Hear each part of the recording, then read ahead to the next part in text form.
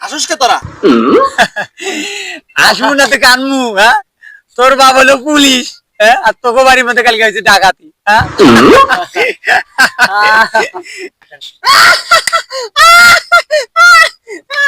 তোর বাপ ডাক্তার, তারপর তোর শৈলে দোষ, ওকে রোগা পাতলাকে।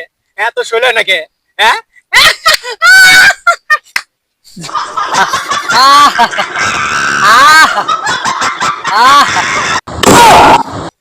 তুই চুপ কর। তুই হাসুস কে? তুই আবার হাসুস কে? হ্যাঁ,